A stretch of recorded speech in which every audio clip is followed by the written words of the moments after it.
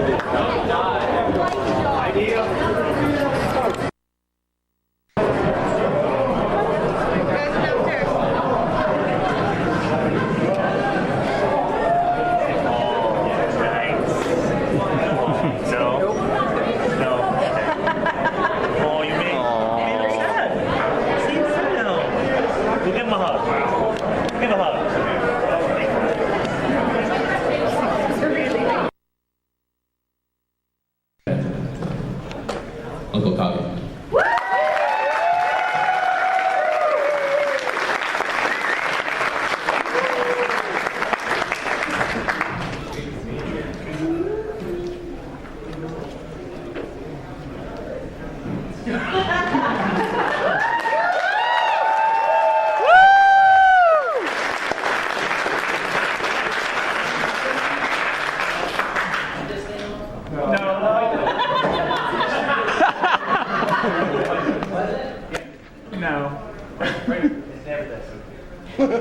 Not on the mic. On the mic. They're trying to say, speak clearly into the wine. Fucking thing don't.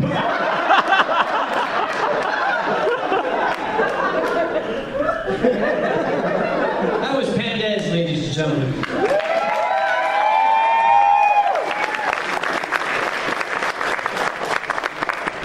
So yeah, they call me Uncle Kage. I'm still not sure why. Probably because I'm old. And they call me a raconteur, which I think means drunk in French. But basically, what I do is I get up on stage and I drink a bunch of stuff and I just talk and I keep doing that until I throw up on my shoes and fall over. And for some reason, they invite me back every year. So let's get started. The stomach's already churning. I'll let you know. Got all my accoutrements up here, including this. I'm loving this. This is one of my favorite things. You all see me come in the other day with this on? Yeah.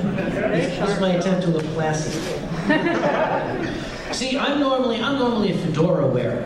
I wear a fedora usually, and my fedora wore out, so I got rid of it. I went to the hat store. Now the problem is, you cannot just buy a hat online and expect it to fit you. Every hat is different. Every hat has a personality. You do not choose the hat chooses you. Just ask Floppy Belly about a fez. You can't just go buy a fez. It's got to be the right fez. Now, I was looking for the fedora, and I tried on 8 different fedoras, all from the fedora shelf, all identical. None of them worked. And as I was walking out, I saw this lone little bowler sitting way up high on the shelf. I pulled it down, blew the dust off it, I tried it on. I was like,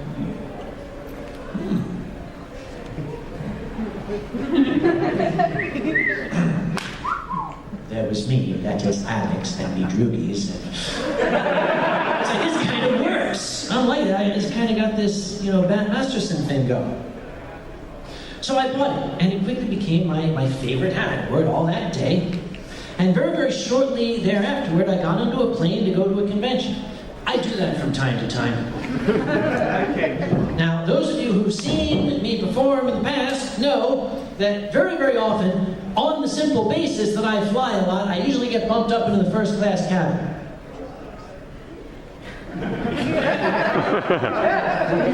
Excuse me.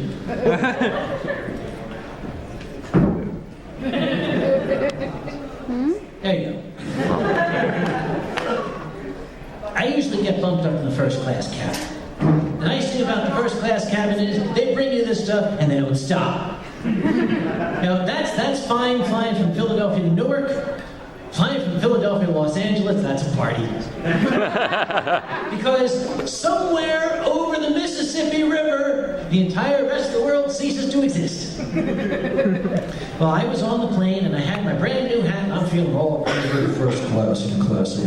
Now, it's strange because a gentleman does not wear his hat indoors, and that includes on an aircraft. So I take my hat off and I had it in my lap.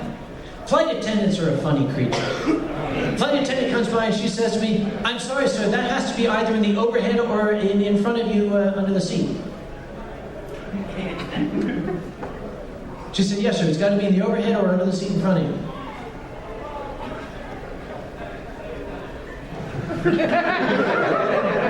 She just walked away. But when they bring you the wine, you got the little tray table, because in first class, I got this little teeny tray table that comes out, so I usually put it down on the floor at my feet here to keep it safe, so nothing happens to it. So nothing happens to it. Dramatic foreshadowing.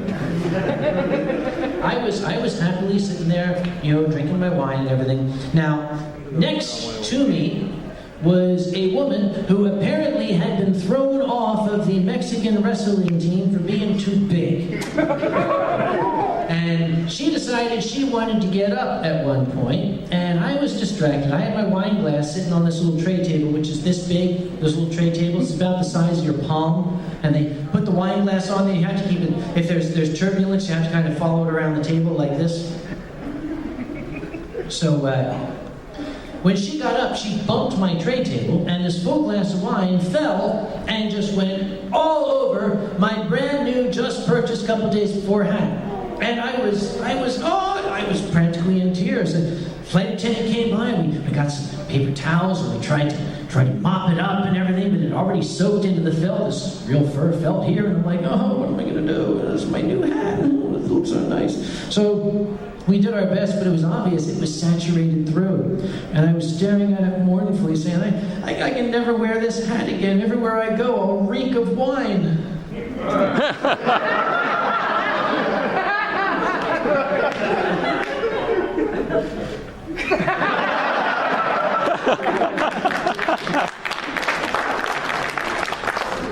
You couldn't tell, could you? Actually, it kind of came to my advantage, because as they're starting to land, they say, "We can't serve any more wine." I said, "No problem."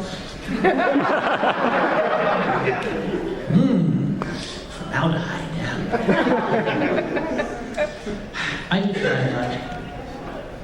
I especially love flying overseas. Except flying overseas to places that God put too far away, like Australia. Yeah. Australia is a wonderful country, despite the fact that it is filled with 49,000 different species of things that can and will kill you. The spiders, the snakes, the mosquitoes, the people, you name it, everything down there is deadly and armed to the teeth. I was going to fly down to Australia, visit with good old Pete Smith, who's become a very good friend of mine. He's the chairman of, what do they call it now? Used to be IndyFur down there. Convergence. Thank you, Convergence. They keep changing names on me. I'm old. I can't keep up with the shit. I don't remember what I had for breakfast this morning, for Christ's sake. Anyway, I was going to fly down there from last IndyFur, soon to be Convergence. And I kind of made a mistake. I decided I was going to try flying on Air New Zealand. They say it different down there. It's New Zealand down there. So actually, it's not true. I made that up. Air New Zealand, which I've been heard called Sheepshagger Air. Found out why. That's another story, though. The first thing that bothered me about Sheepshagger Air is I got the impression that they filmed the movie The Hobbit in New Zealand. I don't know how I got that idea, considering the fact that they reminded you of it every 70 seconds from the time you walk into the airport and the friggin' people at the counter are dressed up like goddamn hobbits. Welcome to Air Middle Earth. Oh, great. I'm not even drunk yet, you people are starting on me. The safety video has people dressed up as hobbits and orcs and and trolls and things, and they got Peter Jackson putting the ring on, and just air Middle Earth. Okay, it was cute the first time, making 3 different connections there, 3 different connections back. It got real old. But the one thing that I don't like about traveling overseas is if you're flying in economy class. You've probably done it. You're sitting in the seat, right? You may now recline your seat. Oh, okay, there you go. Yeah, that's comfortable. Yeah, please bring your seat back up. Oh, okay, there. Oh, I can sleep like this, yeah. Now, I'm old. I need to be able to stretch out and at least be in some modicum comfortable. So I'm looking around online to see what can Air New Zealand do for me. Even if I gotta sink some money into it. I'm miserly. I got a little bit of money put away for just such an emergency. That means I call up Mom and say, "Money, give me money." She never does, but it's worth a shot. I wanted to upgrade to something more comfortable. Now, Air New Zealand, they have what they call the Sky Bed. I saw on their website, the Sky Bed. Ooh, that sounds like that's for me. The Sky Bed sounds comfy, cozy, sleepy. I want something like that. So I called up Air New Zealand or New Zealand, whatever the hell they call themselves, and I called up. I could swear in the background I heard meh when the lady was talking to me. And I said, I want to ask about the Sky Bed. I want to ask about upgrading to that. And she said, it'll be $1,800 to upgrade. I said, you're putting me on. She said, no, Sky Bed is $1,800 on top of the price of the ticket you paid. I said, lady, for $1,800, that bed better come with somebody in it. She said, that's only for first class. So I asked what the Sky Bed is. And she started to describe it in marketing terms. But I was seeing through, I'm like, oh, wait a minute, come again? Tell me this again, how's this work? Here's what the Sky Bed is on Air New Zealand. You've got your seat. They'll sell you the seat on either side, so you have 3 seats, and then you just stretch out across it. I'm not making that up, look it up. That's why it's $1,800, it doesn't come with anybody in it. So I said, thank you, no, I'll sit in the upright rickety seat here if that's all right. So, just moving this goddamn chair.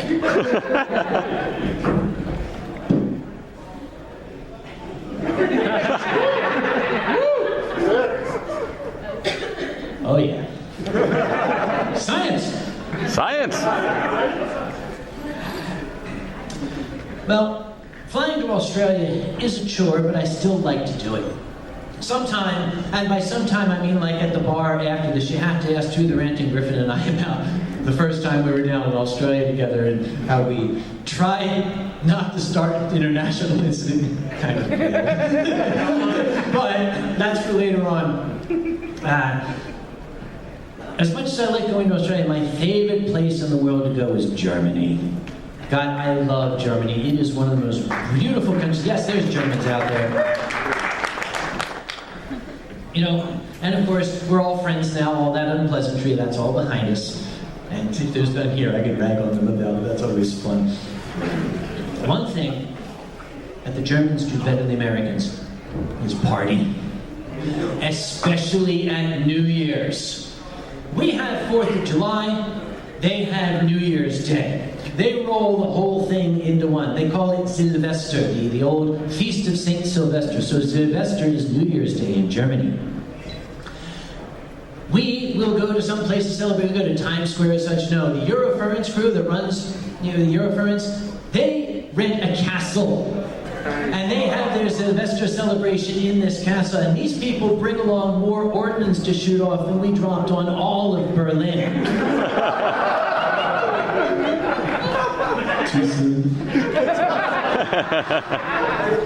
It is a romp. If you ever have a chance to spend New Year's in Germany, I highly recommend it.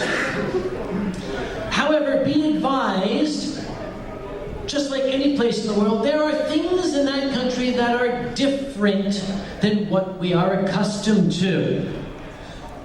For example, the plumbing.